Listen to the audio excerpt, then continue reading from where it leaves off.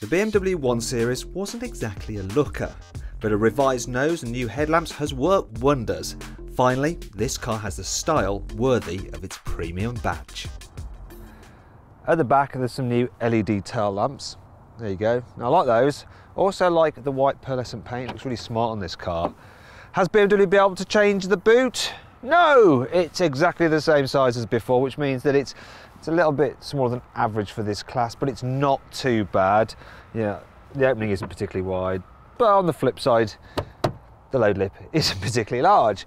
And it's a flat floor, you've got this netting here to tie things down, and when you fold the seats down, which is easy to do, you do get a flat low bay. Up front there's decent storage too, thanks to an array of cubby spaces. But really, inside the 1 Series hasn't changed much. However, all models now come with the intuitive iDrive controller for the infotainment system. There's also BMW's Connected Drive, which can be upgraded to include a concierge service, though sometimes you can be left waiting on the line to speak to a BMW representative. Thank you for calling BMW UK. One of our customer service agents will attend your call as soon as possible.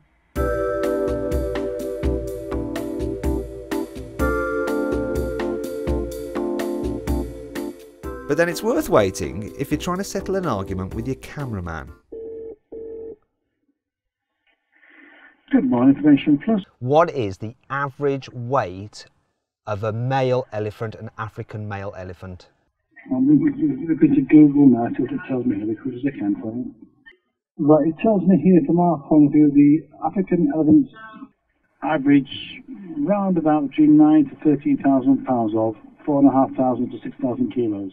So the African male elephant is heavier than this car? Yes. Cool. Thank you very much. That's helped immensely. Right then, hand it over.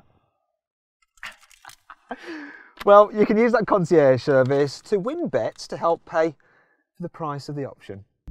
The new 1 Series is now available with all-wheel drive and is also blessed with BMW's latest range of engines. The turbo petrols are impressive and the diesel's quieter and more efficient than before. If it's outright economy you want, then you need the 116D efficient dynamics, because its 1.5 litre diesel engine can return 83 miles per gallon. But what does Matthew Watson say? Matthew Watson says it will return on average 56 miles per gallon. For a real world economy figure, this is really quite good.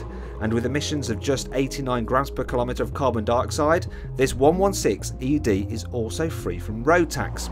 It's quiet and comfy too, and because it uses the same front engine rear drive layout you normally only find in sports cars, the 1 Series is fun to drive. Now, some people may find the steering just a little bit quick, but I actually like that responsiveness. It makes the car more engaging. Some people might complain that the steering's a little bit on the light side, but really that is not too much of a problem, because you can press this button down here, put it into sports mode, lightens up the steering, and it also sharpens the throttle response. So far so good, but there are some problems. For instance, if you go for the manual model, the pedals just seem a little bit offset to the right, so you do feel a touch twisted maybe behind the wheel. Another problem I have is the rear visibility. It's not great. This means parking sensors are a must, but they aren't standard on all models. Now they'll cost you over £200. That brings us on to the price of the options themselves. You see, this car on the road, basic, starts from £22,500. But somehow or other, BMW has managed to fit 5.5 grand's worth of options, and really you can get a similarly specified Mazda 3 for a whole lot less money, and it's pretty much as sporty to drive. It's also more roomy in the back. Now, the 1 Series, for starters, right, this door, it sticks out here at the very back of the window. That makes it harder to open in tighter spaces. Then this wheel arch sticks out so that when you get in, you're kind of like banging off it. And then when you are inside, you notice that while headroom is okay, knee room is a bit tight, also because this is a front engine rear wheel drive car. You've got a prop shaft going through the middle to drive the rear wheels.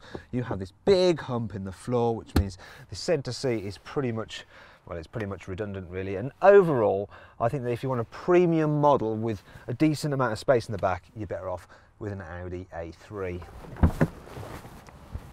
Thing is, if you want the premium hatchback that is the most fun to drive, then accept no substitutes. Get yourself a BMW 1 Series. And thankfully now, after that facelift, It's actually pretty good to look at, whereas the old one was a little bit, it was gormless, wasn't it? If you want to know the prices across the entire range, then click above my head to go to our website.